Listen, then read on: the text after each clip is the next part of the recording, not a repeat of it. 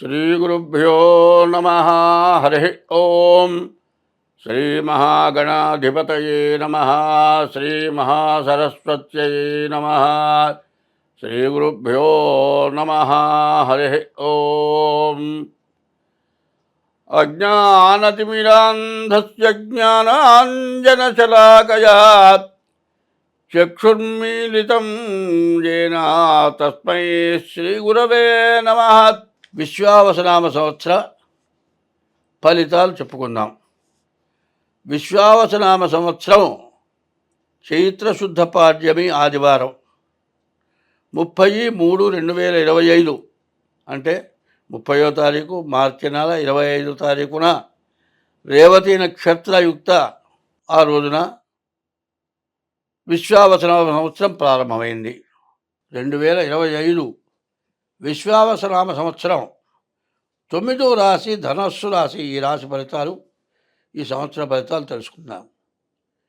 ఈ రాశి ఎట్లా ఉంది మనం వివరిద్దాం. ఈ రాశికి ఈ ధనస్సు రాశి వచ్చేప్పటికల్లా 5 ఆదాయం 5 ఖర్చు, 5 రాజపూజ్యం 1 రాజావమానం, ఆదాయం ఖర్చు సమానం. తర్వాత మంచి అనిపించుకోవటం 5, చెడు అనిపించుకోవటం 1.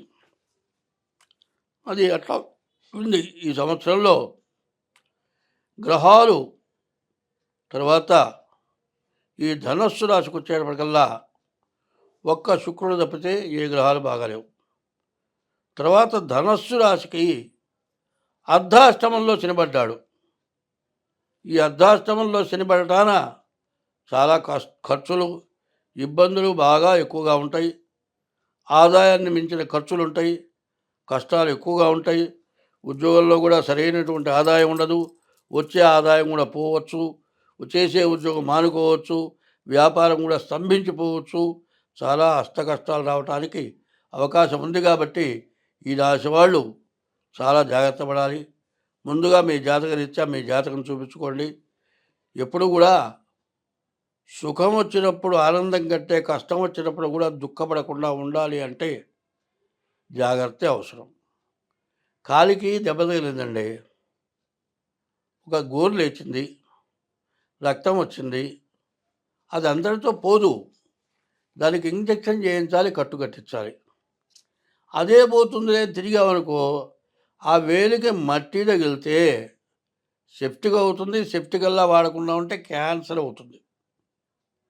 వేలు తీసేయాల్సి వస్తుంది, వేలుతో పాటు కాలు కూడా తీసేయాల్సి రావచ్చు క్యాన్సర్ అయితే.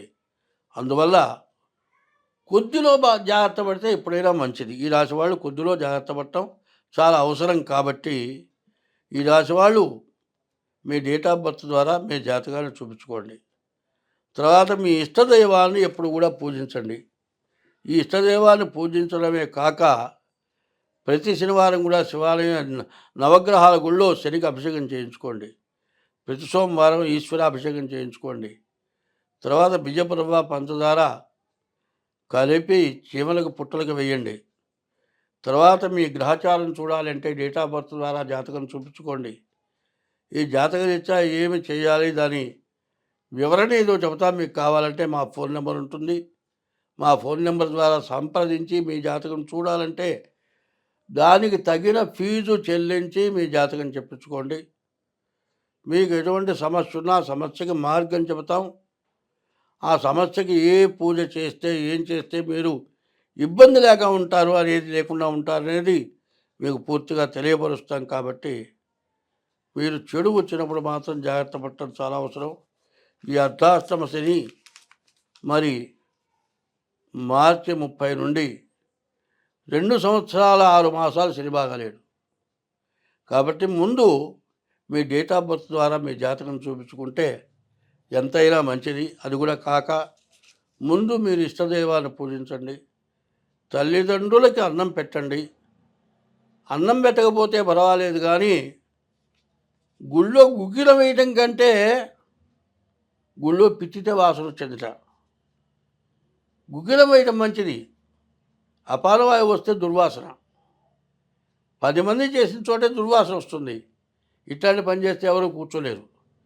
దానివల్ల ఇన్ఫెక్షన్ వస్తుంది, వ్యాధులు వస్తాయి. ఇట్లాంటివి రాకుండా ఉండాలంటే నలుగురు చేరినా కూడా మన చెడు టైం అప్పుడు రకరకాలైన సమస్యలు వస్తాయి.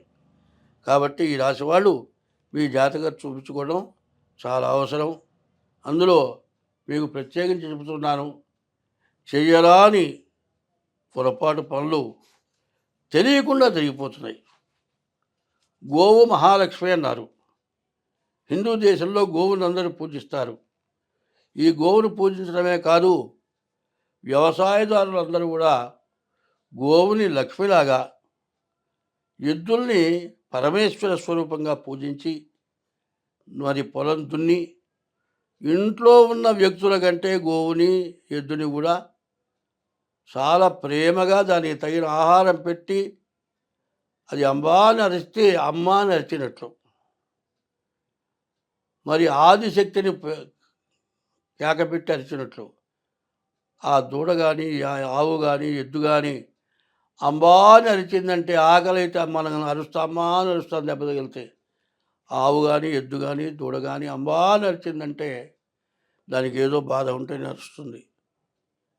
పెంచే చోటే కాదండి, మన వాకిళ్ళలోకి వచ్చి కూడా ఆకలి పుట్టి నోరు లేక అంబా అని అరుస్తున్నాయి. అంబ జగదంబ అని ఉంది. సాక్షాత్తు పార్వతీదేవి ఆమె, మహాలక్ష్మీదేవి ఆమె. గడపలో కూర్చున్నటువంటి ఆవుకి ఆహారం పెట్టండి, మీకున్న దుష్కృతాలు పోతాయి. సంతానం అనేవాళ్ళ సంతానం కలుగుతారు. మీరు చేసిన పాపాలను కూడా నశించిపోతాయి. కానీ ఆ పనులు చేయటంలే. ప్రతి ఇంట్లో క్యారీ బ్యాగులో కూరగాయలు తరిగిన చిక్కులు దాంట్లో వేసి ఇంట్లో చెత్త ఉంటుందని, బయట పారేయటంలో మళ్ళీ రోడ్డు మీద పడుతుందేమోనని బాగా ముడేసి మూట కట్టి రోడ్డు మీద పడేస్తున్నారు. ఆవు ఆకలి కోసమని ఆ చెక్కులు తిందామని నోటితో కొరికి 2 చెక్కులు నోట్లోకి వస్తాయి. తింటానికి బాగుంటుంది, ఉన్నాయిలే అనుకొని ఆ కవరు నవిలి మింగేస్తోంది.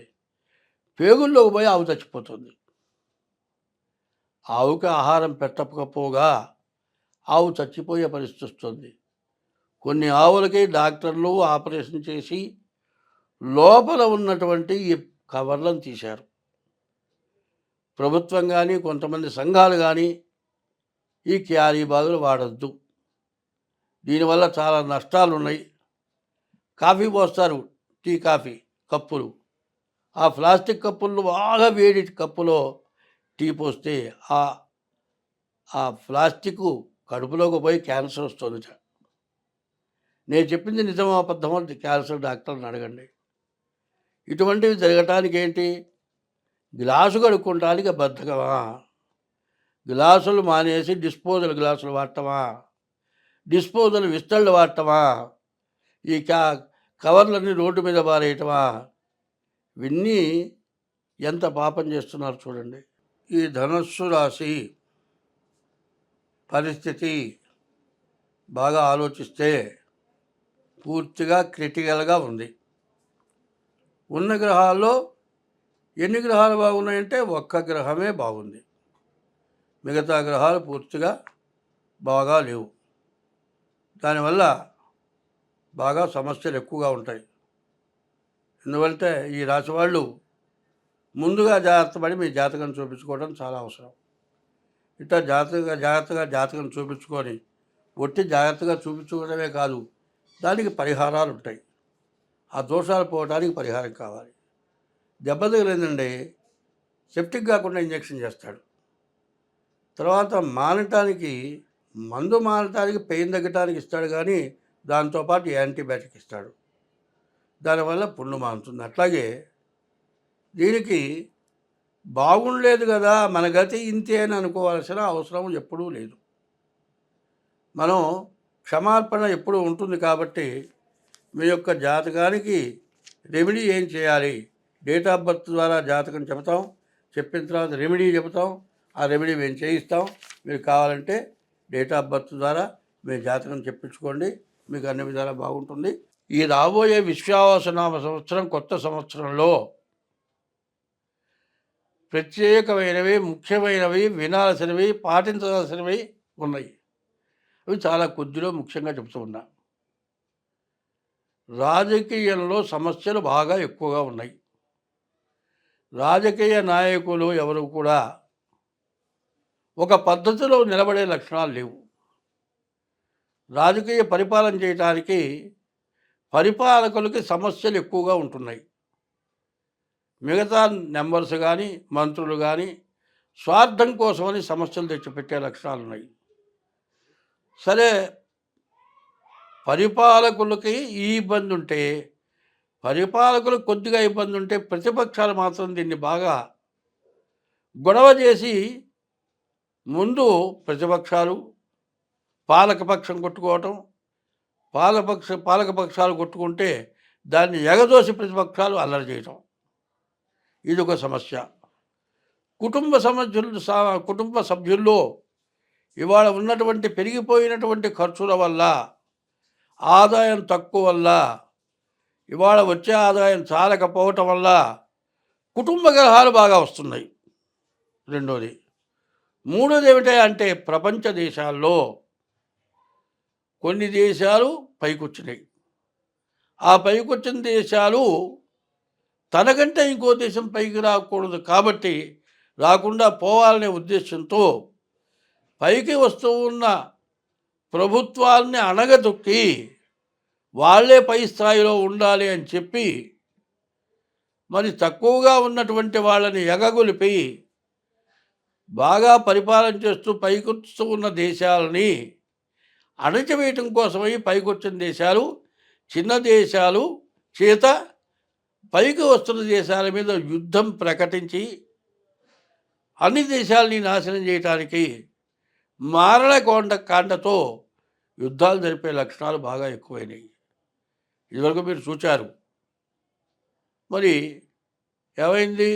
అమెరికా, రష్యా ఉన్నాయి. ఈ రష్యా బాగుంటే ఒకప్పుడు కొంత విడబడది. తర్వాత మరి రష్యాలో ఉక్రెయిన్ అనే ఓ భాగం దాంట్లోది. సరే, వాళ్ళలో వాళ్ళకి తేడాలు వచ్చి గొడవలు పెంచుకోవడం ఎందుకని వాళ్ళు విడబడిపోయినారు. సరే, వాళ్ళలో వాళ్ళకి మళ్ళీ ఏదో కొద్దిగా గొడవ వచ్చింది. అయితే ధర్మంగా రష్యా విడగొట్టినటువంటి ఉక్రెయిను రష్యాని అణిచివేయాలనే ఉద్దేశం దానికే కలిగిందో, వేరే దేశాలు వాళ్ళని ప్రగల్పితే, వాళ్ళని ఎగ్గొలిపితే వాళ్ళు యుద్ధానికి దిగారో తెలియదు. కానీ అది పెద్ద యుద్ధం జరిగేది, ప్రపంచ యుద్ధం అవుతుందేమో అనిపించే పరిస్థితి వచ్చినప్పుడు ఉక్రెయిన్ సర్వనాశనం అయిపోయింది. ఇప్పటికీ ఇంత జరిగిన తర్వాత యుద్ధాన్ని ఆపటానికి కొన్ని ప్రపంచ దేశాలు పట్టుబడితే యుద్ధం ఆగింది. కానీ యుద్ధం జరిగింది, తర్వాత రష్యాని నష్టపరిచింది, ఉక్రెయిన్ నష్టపడ్డది. కానీ ఈ యుద్ధంలో కొన్ని దేశాలు మాత్రం బాగుపడ్డాయి. ఇట్లాంటివి చాలా జరగటానికి ఇప్పుడు బాగా అవకాశాలు ఉన్నాయి. ఇది రాను రాను ఉన్న ప్రపంచ దేశాల్లో సగం దేశాలు ఒక భాగం, సగం దేశాలు ఒక భాగంగా అయినట్లయితే ప్రపంచ యుద్ధం తప్పేటట్లుగా లేదు. అట్లాగే కుటుంబ సభ్యుల్లో సగం అటు సగం ఇటు అయితే కుటుంబం విచ్ఛిన్నం అయిపోతుంది. మన భారతదేశంలో పరిపాలకుల్ని అణచివేయటానికి ప్రతిపక్షాలు ఇబ్బంది పెట్టడమే కాక, పాలకపక్షంలో ఉన్నటువంటి కొంతమంది మంత్రులు కానీ, నాయకులు కానీ వాళ్ళ స్వార్థానికి వాళ్ళకి తగినటువంటి ఆదాయం లేకపోవటం వల్ల పాలకపక్షంలో రెవల్యూషన్ వచ్చి పాలకపక్షాన్ని పనియటానికి ప్రయత్నాలు జరిగి ఇట్లాంటివి రకరకాలైన నష్టాలు రావడానికి బాగా అవకాశం కనపడుతోంది. కాబట్టి ప్రకృతి విపత్తులు బాగా రావటానికి, విపరీతమైన వర్షాలు, విపరీతమైన ఎండలు, నదులు పొంగటం, మునిగిపోవటం, మరి పంటలు నాశనమైపోవటం, తినటానికి తిండి లేక ఇబ్బంది పడటం, పండిన పంట చేతికి రాకపోవటం, కష్టపడేవాడికి అంతా కష్టం చేసి పెట్టుబడికి కూడా తగినటువంటి ఆదాయం పెట్టుబడిలో సగం కూడా రాకుండా ఇబ్బంది పడటం, పరిపాలకులు సహాయం చేయలేకపోవటం, ఇట్లాంటి సమస్యల్లో ప్రపంచ దేశాలను కూడా కొట్టుమిట్టాడుతున్నాయి.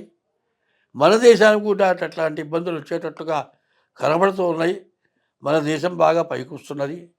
ఇట్లాంటి టైంలో మన ఇబ్బందుల్ని ఇంకా అధికం చేసి ఇంకా కొంతమంది మనల్ని పడగొట్టడానికి సిద్ధంగా ఉన్నట్టుగా కనబడుతోంది. కాబట్టి పాలకపక్షం, ప్రతిపక్షం, ప్రజలు బాగా ఆలోచించుకొని అందరూ మంచిగా ఉంటే మనం అందరం బాగుంటాం. అందరూ సుఖంగా ఉంటాం. స్వస్తి.